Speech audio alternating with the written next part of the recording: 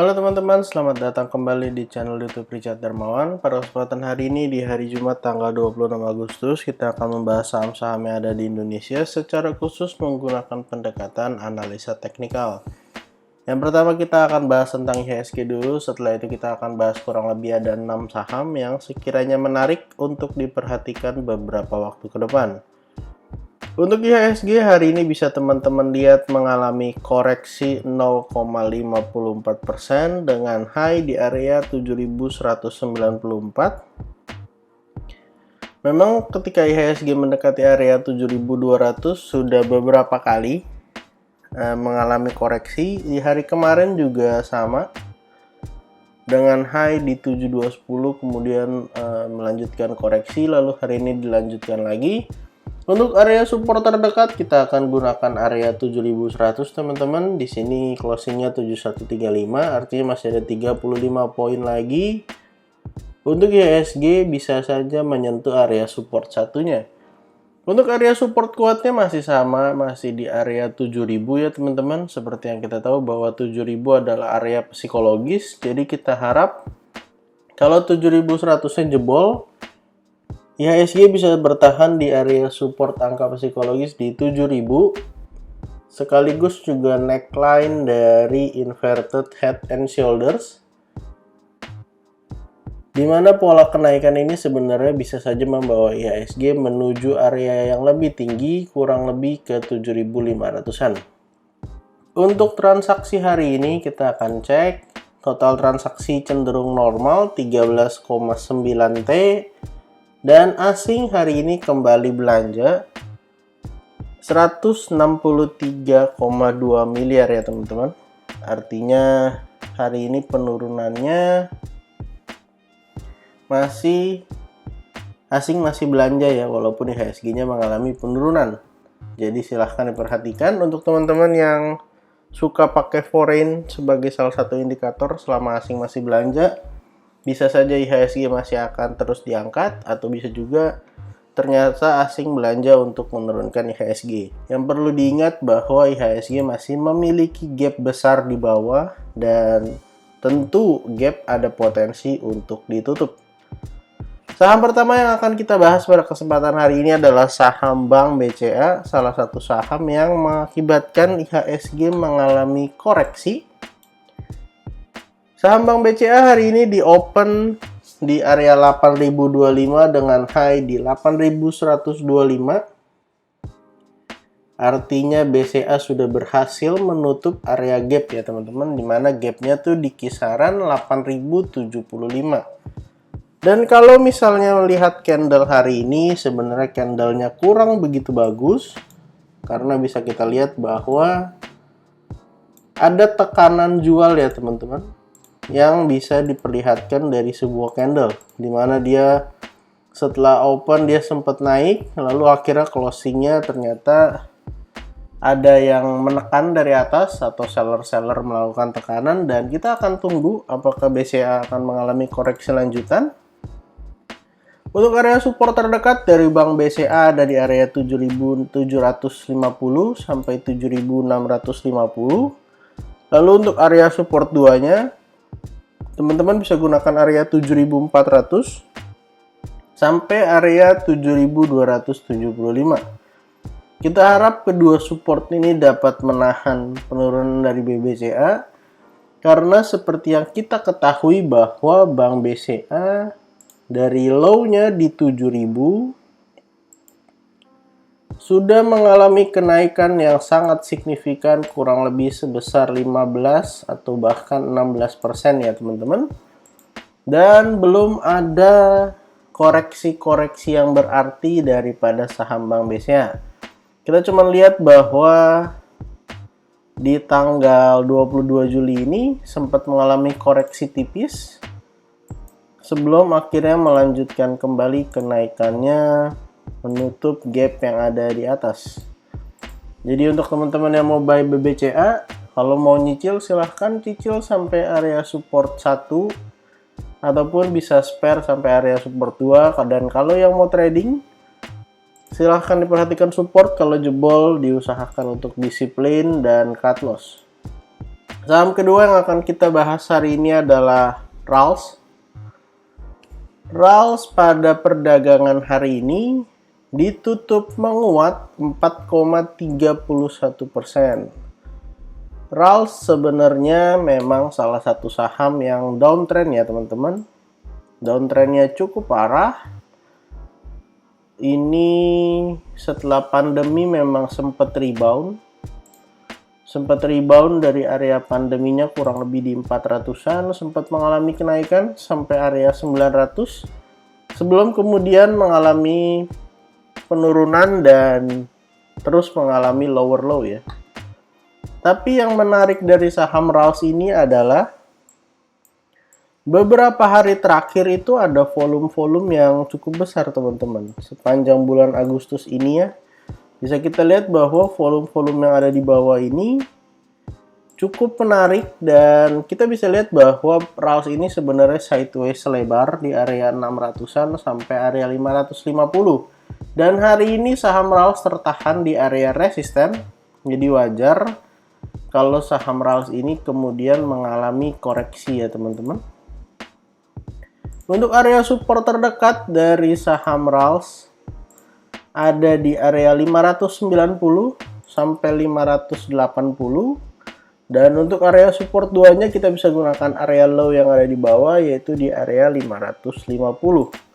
Dan kalau kita lihat ada sebuah pola juga yang menarik yang berpotensi dibuat oleh RALS, yaitu adalah inverted head and shoulders. Ini adalah left-nya, lalu ini adalah head-nya, bertepatan dengan area resisten, dan bisa saja kalau misalnya besok-besok mengalami koreksi sampai area 580, ada potensi membuat inverted head and shoulders, dan tentunya saham RALS memiliki kesempatan untuk mengalami kenaikan lanjutan dan bisa saja breakout dari area resisten sekarang di kisaran area 600 ya teman-teman. Dengan target kalau bisa breakout akan menguji area 680-an. Jadi untuk teman-teman yang mau buy on breakout, silahkan pastikan RALS breakout dari 605 dengan closing di atas, ataupun yang mau buy on weakness, silahkan tunggu di area support yang ada ya teman-teman. Untuk saham ketiga yang akan kita bahas hari ini adalah PTBA. PTBA hari ini ditutup melemah atau candlenya merah tapi tidak ada penurunan berarti dalam persentase. Sudah berada di dekat-dekat area support, di mana area supportnya itu di 4340 sampai 4370. Area support sekaligus juga itu adalah area neckline ya teman-teman. Karena seperti yang kita tahu bahwa saham PTBA ini berhasil mengkonfirmasi sebuah pola lanjutan, yaitu cup and handle. Ini adalah cupnya sampai low di 3630 dan ini adalah handle-nya.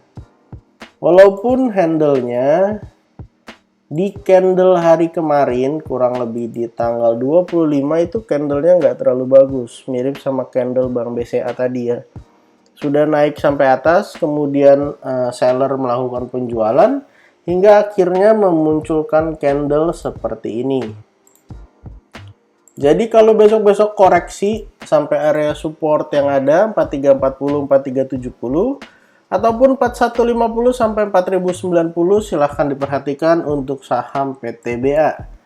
Kalau untuk target kenaikannya, yang pertama tentu menutup area gap, tapi tentu saja kalau misalnya target dari cup and handle-nya seharusnya bisa melebihi dari area gap ataupun area resisten di 4630. Jadi untuk target PTBA sendiri ada potensi menguji arah ke 5000 ya teman-teman. Tepatnya 5080. Tentu tidak akan garis lurus naik ke atas, pasti akan disertai dengan koreksi-koreksi, jadi silakan diperhatikan area support terdekat. Saham berikutnya yang akan kita bahas hari ini adalah ESA. ESA pada perdagangan hari ini ditutup menguat 6,11%, sudah berhasil breakout dari area resisten di sekitaran 1165, di mana saham ESA sendiri sempat beberapa kali tertahan, 4 kali 5 kali tertahan di area tersebut dan akhirnya berhasil breakout. Untuk resisten berikutnya yang akan dituju oleh ESA adalah di kisaran 1345, dan untuk area support dari saham ESA, support terdekat di area 1165 sampai 1105, area yang merupakan area resisten yang udah berhasil di breakout. Dan untuk support duanya di kisaran 1045 sampai area 990. Jadi silakan teman-teman perhatikan untuk yang merasa saham ESA menarik. Saham ESA jelas salah satu saham yang uptrend karena sudah berhasil breakout juga dari area trendline beberapa waktu yang lalu dan mengalami kenaikan signifikan. Jadi silahkan teman-teman perhatikan area-area yang ada ya. Saham berikutnya yang akan kita bahas hari ini adalah LPKR. Salah satu saham dari sektor properti yang hari ini mengalami kenaikan 1,72%. Sudah berhasil breakout dari sebuah pola yaitu inverted head and shoulders dan ada potensi mengalami kenaikan lanjutan beberapa waktu ke depan, walaupun hari ini closingnya itu ada di bawah daripada neckline ya teman-teman, ataupun bertepatan dengan area neckline di 118. Jadi silahkan perhatikan area neckline 118, 115, ataupun area support duanya di 112 sampai 109. Untuk target kenaikan dari saham LPKR, ada potensi mengalami kenaikan lanjutan sampai pada area 137 ya teman-teman. Jadi silakan diperhatikan area support terdekat untuk LPKR ini.